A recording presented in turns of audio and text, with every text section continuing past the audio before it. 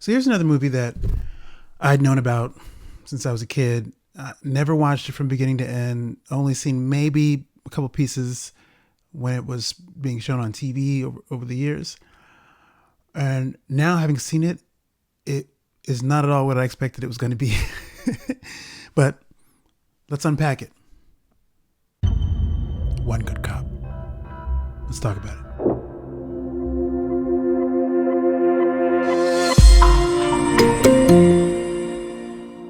Man, this movie was a surprise in a totally different way than even I expected.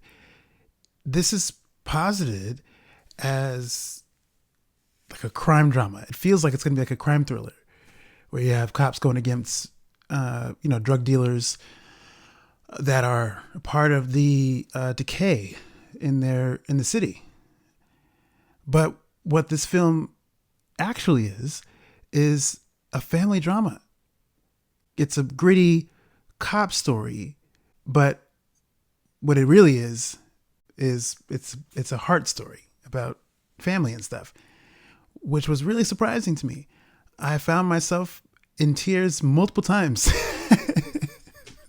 I'm still sitting with it. It's got a hold on me still. But before I get too deep in this review, I want to take a second to call out. I got a couple people who have birthdays this week. Mr. Ramirez, happy birthday.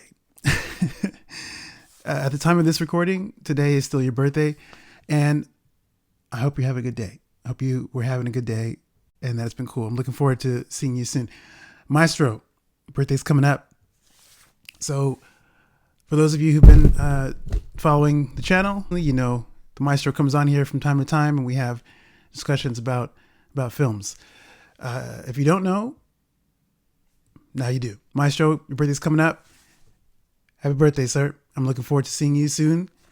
And hopefully we're going to get on another one of these and have another conversation about some cool movies and stuff. So now that the housekeeping's out of the way, let's talk about One Good Cop. So if you don't know anything about this movie, this film stars Michael Keaton as the titular good cop. He plays Artie. And he is a man who's a good detective in New York City. And he and his partner, Steven, played by Anthony LaPaglia, they are trying to stop some crime like you would do in any city. That's the lead into this story. Circumstances shift and Artie and his wife, Rita, played by the lovely and just always awesome Renee Russo, end up having to care for Steven's kids. Steven is Artie's partner. What follows is it's a story that really is, again, it's about family and I think particularly protecting your family, keeping that safe when you have a job like Artie does. A very dangerous job. So his story really is about how do you balance the two, family and duty. And then also how do you navigate injustice when your job is to try to bring justice and you're working within a system that is not fair. You got the bad guys doing all kinds of stuff, getting away with it, and the good guys doing everything by the book and still struggling. So the story is about Artie's struggle with trying to be good and maintain his goodness and his values in a world that is not that around him. It's a lot like being a cop in Gotham City. Funny how we're talking about Batman, who is working in a similar city. Gotham is in decay.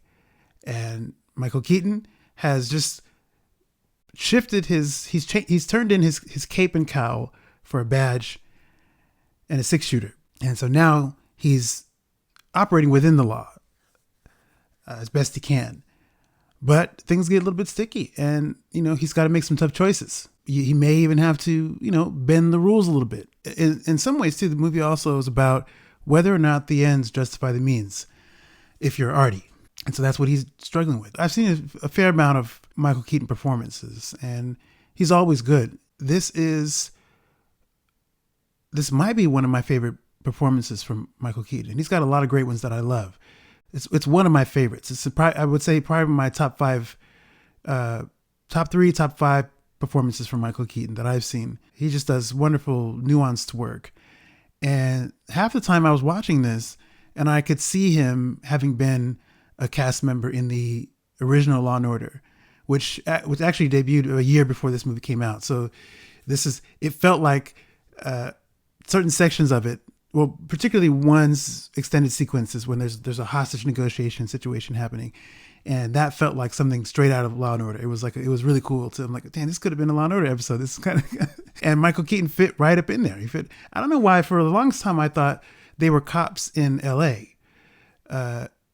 Again, I didn't. This is from what I knew as a kid. Nothing definitive told me this. I just assumed they were L.A. cops, but the New York cops, and something about it makes a lot more sense given how rough and tumble things are in this film. Speaking of rough and tumble, one of the cool things about this movie is the scuffles, the scraps. The cops get into fights with thugs and drug dealers and dudes, and the fights are like real fights. They feel like real scuffles. They're not overly choreographed. Dudes are really in there wrestling with each other, scrapping and pulling stuff and like trying to throw people on the ground. And it's not like a whole bunch of like combos and stuff. It's just a straight up, they're like brawling. And that feels very real. It's not something you see in a lot of cop movies or action movies in the same way. Most action movies anyway that you see, are the fights are flashy. I wouldn't call this like a straight out action movie. This is like, I would say crime drama. And because it's a crime drama, there's an element of groundedness to it. And when I say that, I mean groundedness in terms of things aren't easily solved. The heroes don't get in and out of situations easily. They have to fight for their wins. They're really scraping the bottom of the barrel for their wins. And so they feel hard earned. When a character succeeds, it feels good. They're roughed up, they're a little bruised and bloody, but they made it through, and it feels good to see that. And it's cool to see real scuffles simulated on screen. I really appreciated the grittiness of this stuff. It was not a joke. The cop work, the actual moves of how the detectives operated felt very real too. Nothing felt overly Hollywood. There weren't characters that had quippy, one-liners. There weren't, jokes thrown in. This took the subject matter very seriously. And again, but this is just the packaging. All the cop stuff is the packaging stuff. And at the heart of this movie it's about family and the drama of that. Like I said, Artie and Rita have come into this inheritance. They've inherited these children, have to negotiate all the things that come with that. One kid has medical issues that need to be dealt with daily. Another kid probably needs to go to a therapist, and they just have to negotiate a lot of stuff in a really short period of time. And they've never had kids before, so this is they just overnight have to now deal with kids who are fully formed. They're not babies. These are kids that still have needs.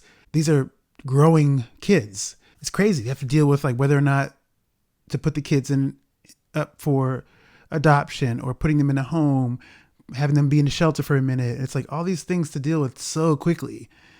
Wow. And then Artie still has to go to work every day. And Rita has to go to work every day too. They have lives. They got to figure out where they're going to move. You got social services coming in and potentially trying to take the kids away. And then that's another wrinkle that they have to negotiate. And it's really about how the struggle to whether or not they can keep the kids because they live in a small place. And if the prospect of getting a new place comes up, how do they get that? They don't make a lot of money. How do you figure that? It's all this stuff to deal with, it's really, I found myself really emotionally gripped by the dilemma they have to face with their everyday stuff and the choices they have to make. These kids are in a particularly rough spot. Their parents are not in the picture, and now they have these new parents that they have to manage, and they have to deal with some stuff too. So it's it's a tough situation, and it's really, man, it's heart-wrenching just to see a lot of the stuff that they have to go through. And it's also very sweet. At one point in the film, there's a discussion about whether or not they're going to keep the children, whether or not they can. And when you see the scenes with the girls and Artie and Rita, you immediately understand how someone would want to keep those kids.